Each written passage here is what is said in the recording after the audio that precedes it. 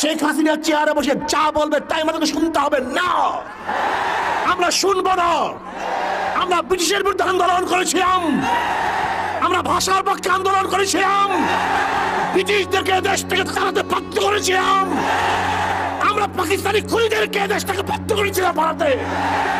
আমরা খুনি শেখ হাসিনাকেও ওই মাসনাদ থেকে নামাতে বাধ্য করবে ইনশাআল্লাহ।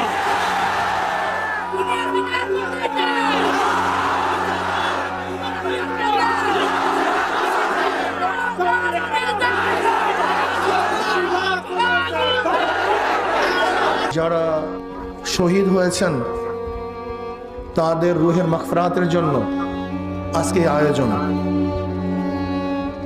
তারা কেন শহীদ হয়েছেন, তাদেরকে কেন হত্যা করা হয়েছে,